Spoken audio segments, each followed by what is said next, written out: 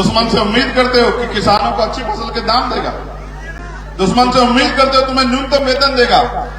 दुश्मन से ये उम्मीद जरूर करो कि अगर तुम मेहनत मजदूरी करके वेतन मांगने जाओगे तो तुम्हारी खाल खींच के घुस बढ़ देगा। दुश्मन से ये उम्मीद तो करो, मगर दुश्मन से ये उम्मीद मत करो कि वो अपना पेट भरेगा। ऐसा राज लेके आएंगे कि किसी कमजोर किसान कमेरे की बेटी की तरफ, गरीब की बच्ची की तरफ कोई सामंती आग उठा के नहीं देखेगा, उसका इलाज कर दिया जाएगा। ये बात याद रखना। अपराध ये है मेरे लोगों कि मैंने रानी के पेट से जन्म नहीं लिया। मैंने किसी मुख्यमंत्री, किसी मिनिस्टर, किसी विधायक, एमपी के घर में पैदा नहीं हुआ। एक प्राइमरी स्कूल के हेडमास्टर का बेटा हूं, आपके जैसे घर से आता हूं, मगर मेरी मां रानी से कम नहीं है। जिसने मुझे पैदा किया वो रानी से कम नहीं है। मेरी ये जो माए बैठी है, बहनें, रानियों से कम नहीं है।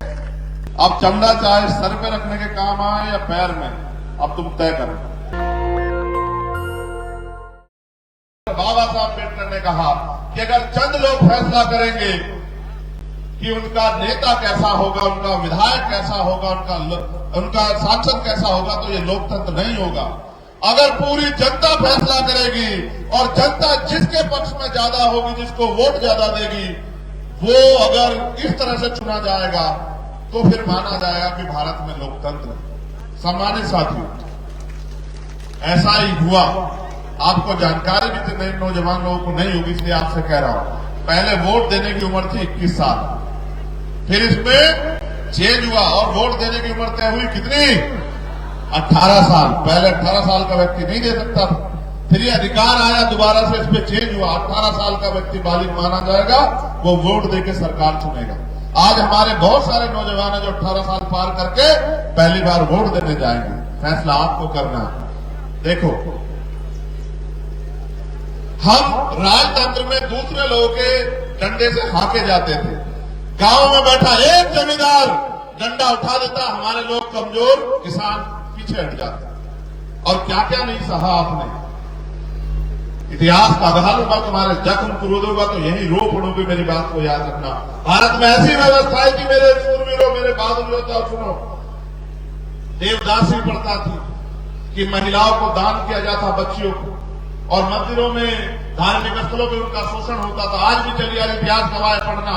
महिलाओं को तट ढकने का अधिकार नहीं था, विधवा विवाह नहीं होता था, बाल विवाह होता था।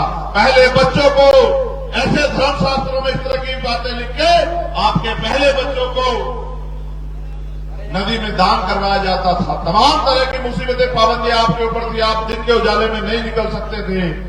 आपको अपनी बात को कहने का अधिकार नहीं था, बड़ा मकान बनाने का अधिकार नहीं था, जेब में पैसे रखने का अधिकार नहीं था, सम्मान से जीवन जीने का अधिकार नहीं था, अच्छा पानी पीने का अधिकार नहीं था, अच्छा भोजन खाने का अधिकार नहीं था, अच्छे कपड़े पहनने का अधिकार नहीं था।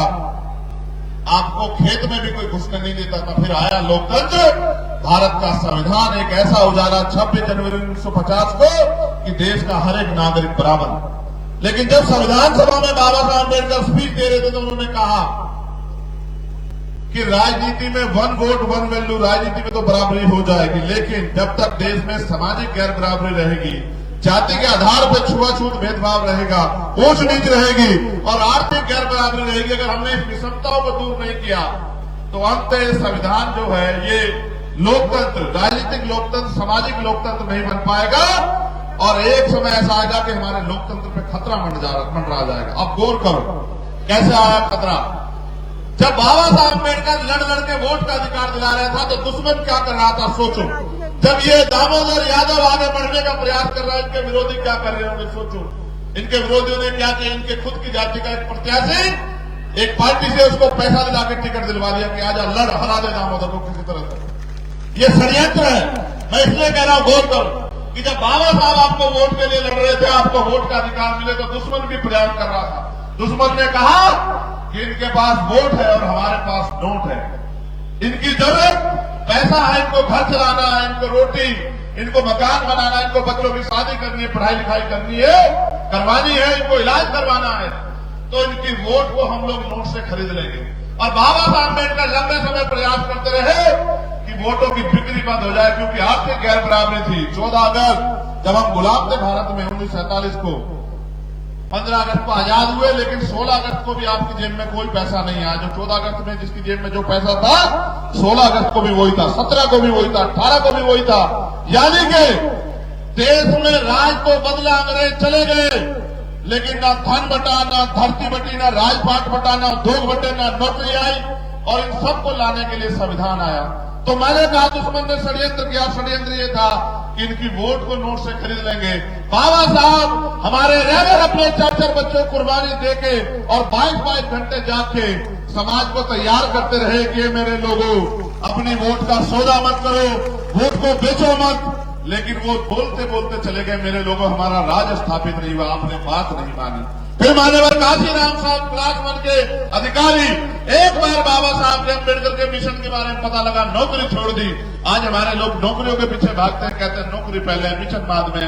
मान्यवर काशीराम साहब ने क्लास 1 की नौकरी छोड़ दी, साइंटिस्ट थे, और कहा मैं समाज को पैरों पे खड़ा करूंगा। मैं अकेला व्यक्ति बहुत अच्छा भोजन खा रहा हूं, बहुत सी सुविधाओं, मेरा समाज मिट्टी में मिला हुआ है, मेरा समाज अपमान सह रहा, मैं चैन से नहीं बैठूंगा। गली गली निकले, आपके क्षेत्र में आएंगे सेवड़ा के मेरे लोगों, और लोगों को जाके समझाया कि उठ जाओ, खड़े हो जाओ। और एक नारा देते थे वो कि वोट की रक्षा बहन बेटी की रक्षा की तरह करनी है। कैसे करनी है, कैसे करनी है बताओ। उनका उद्देश्य क्या था कि बाबा साहब अम्बेडकर जो पीड़ा महसूस करते थे कि वोट हमारे पास है, नोट इनके पास है, ये हमारी वोट को नोट से खरीद रहे हैं। उन्होंने नारा इसलिए दिया कि लोग वोट को बेचना बंद करें और वोट की शक्ति समझे। और एक समय आया कि लोगों ने वोट बेचना बंद कर दिया, और एक समय आया कि हम राजनीतिक रूप से ताकतवर होने लगे। दुश्मन ताकतवर है, समझदार है। फिर उसने करा क्या, इस बात को भी समझ लो।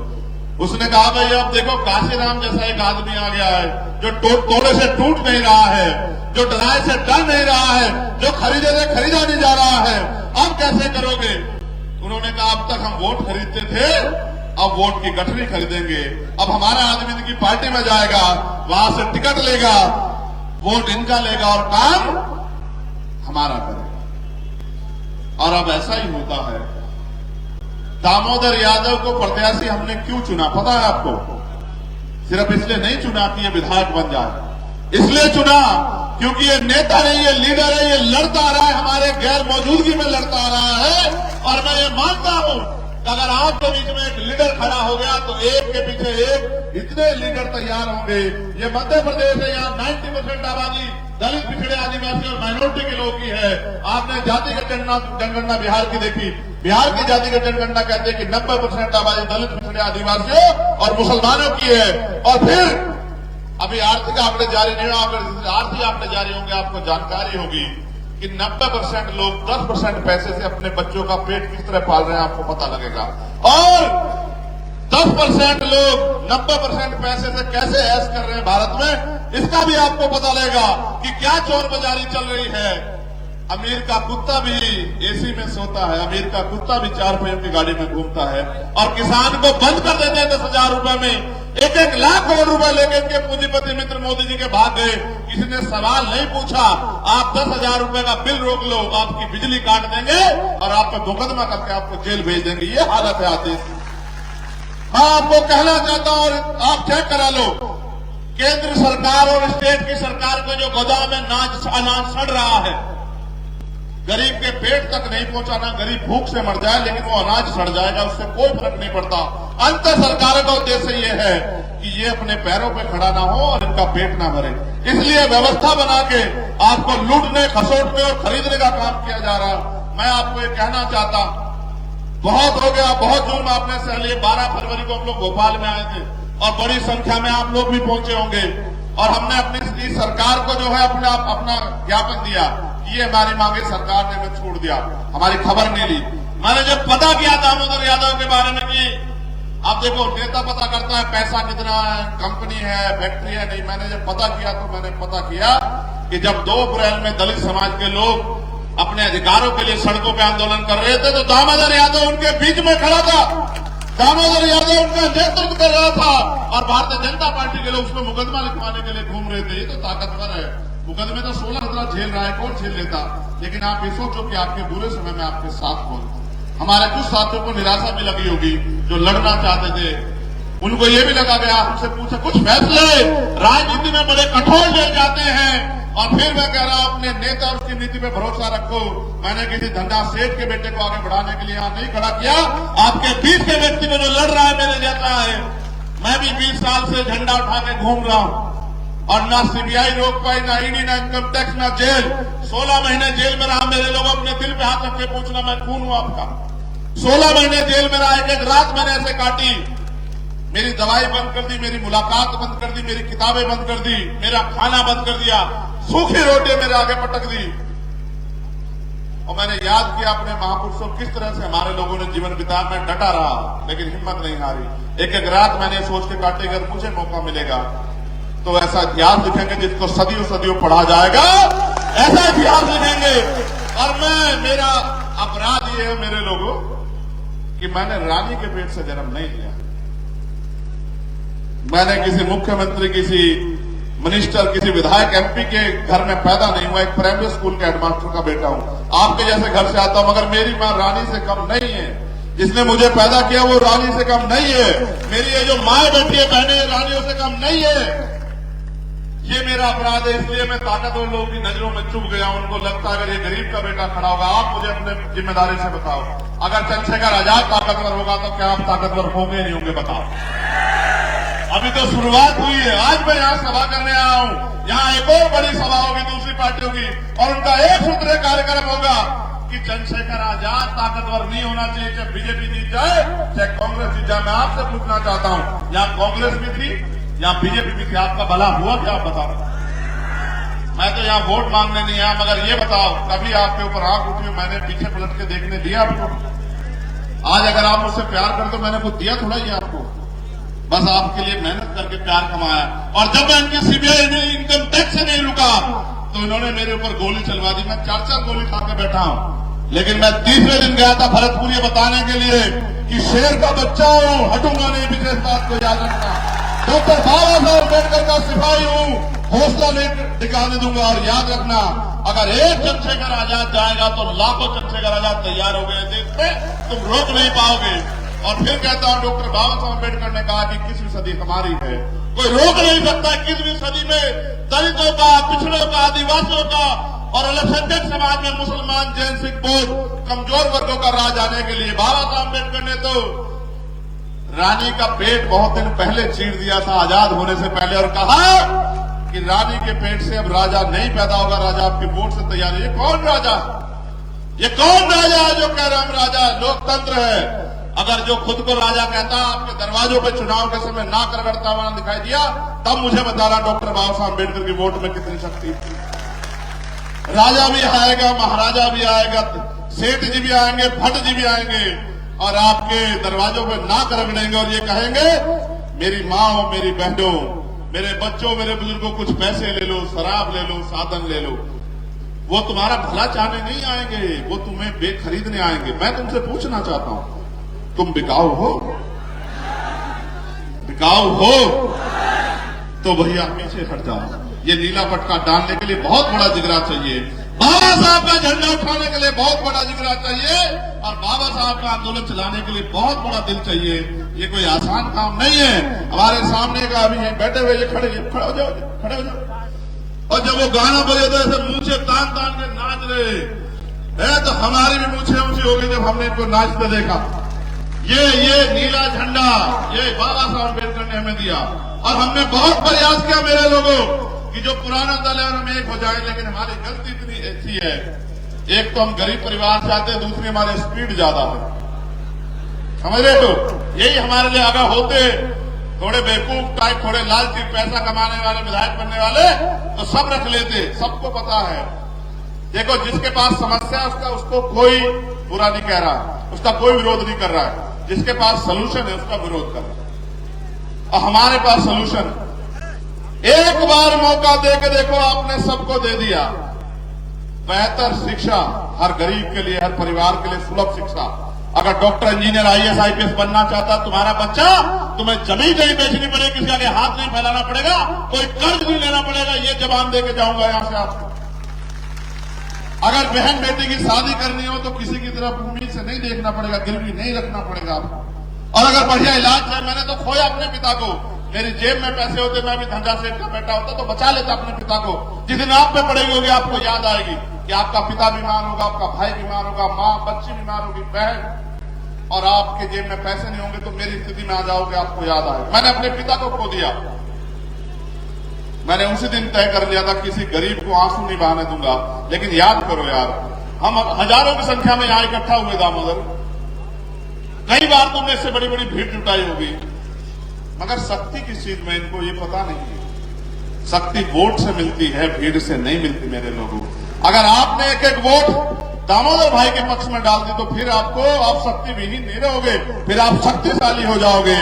वरना मेरी सभाओं में आते रहो, खूब नारा लगाते रहो। मैं रास्ते में रुका, गुर्जर समाज के बहुत सारे लोग थे, जय भीम बोल के नारे लगा रहे थे, माला घेरे थे। मैंने उनको भी समझाया कि माला मेरे गले में कितनी डाल दो, कुछ नहीं होगा। बहुत नारे लगा लो, कुछ नहीं होगा, जब तक आप गली में निकल के, गांव में निकल के, और जो रूठे नाराज लोग हैं उनको तैयार करके अब एक एक वोट आजाद समाज पार्टी के समर्थन में और केतली निशान पे 17 तारीख को नहीं डालोगे तो चंद्रशेखर आजाद को गोलियां खानी पड़ेंगी। क्योंकि जब तक मेरे पास ताकत नहीं होगी तब तक मैं गोलियां तो खाऊंगा। लेकिन सोचो, अगर हमारे पास ताकत होगी तो कोई आप पे गोली चला देगा क्या? आप बताओ। मेरा छोड़ो, चलो छोड़ो, मरना है चंद्रशेखर आजाद को। जब वो इस मिशन में निकला, बहुत सारे हमसे पहले चले गए। आप मुझे बताओ, आपका भविष्य क्या है इस देश में? जब संविधान नहीं होगा, जब लोकतंत्र नहीं होगा, जब वोट का अधिकार नहीं बचेगा, आपको कौन कुर्सी देगा? कमजोर किसानों के बच्चों, बताओ आपको कौन बैठना देगा? आपको कौन दफ्तरों में घुसना देगा? आज पैसे वाले लोग 1 महीने में आपके दोस्त बनेंगे। उनसे पूछो, 4 साल 11 महीने कहते जब चंद्रशेखर आजाद की चमड़ी उतारी जा रही थी आपकी लड़ाई लड़ने के नाम पर, तब वो कहां थे? आज वो आपको रिश्तेदार बनने का प्रयास करेंगे, आपको याद दिलाएंगे, कुछ नहीं दिलाएंगे। वो आपके 1 महीने के मित्र हैं। आप ये बताओ, 1 महीने वालों के साथ हो या परमानेंट वाले के साथ हो? आप बताओ मुझे। फिर मैं दूसरी बार आपकी सभा में तभी आऊंगा जब अब की बार मैं आऊं तो यहां से वहां जिधर मैं देखूं उधर समुद्र जैसा माहौल मुझे दिखना चाहिए, जैसा आपने भोपाल में मुझे दिखाया था। बताओ, दिखाओगे नहीं दिखाओगे? देखो, लोकतंत्र है, जिनका वोट है उनका राज होना चाहिए, बस इतनी सी बात। वोट किसके पास ले? हमारे पास।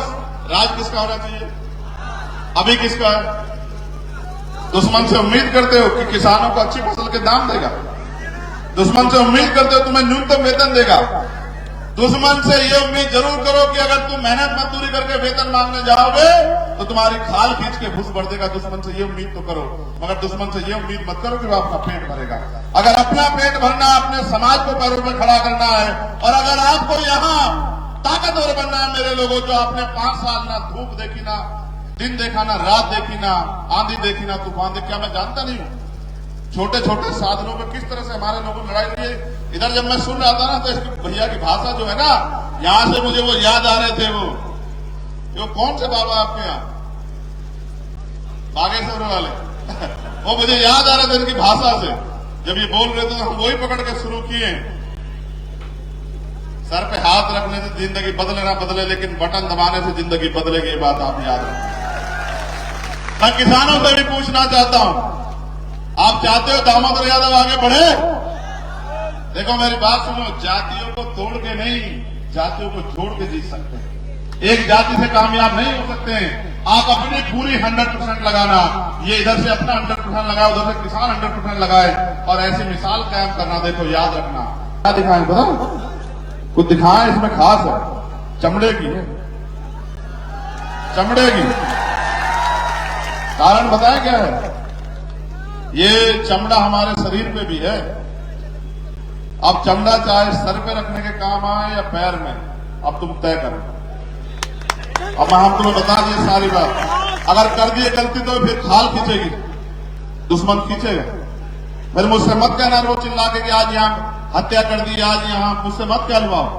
अगर कोई जुल्म होगा सेवड़ा में तो आप जिम्मेदार होंगे, अगर आपने गलती की। मेरे लोगों याद रखो, क्योंकि काशीराम साहब के जिनका राज होता है उनकी बहन बेटे की तरफ कोई आंख उठा के नहीं देखता, उनको किसी आगे हाथ फैलाना नहीं पड़ता। साहब कहते थे अगर गलती की तुमने तो फिर मुझसे मत रोना कि हमारी खाल तार ली, मैं तो फिर भी आऊंगा। लेकिन अगर गलती नहीं की तो फिर क्या होगा कि सारी बहन बेटियां सुरक्षित रहेंगी, किसी गरीब की तरफ कोई आंख नहीं उठाएगा।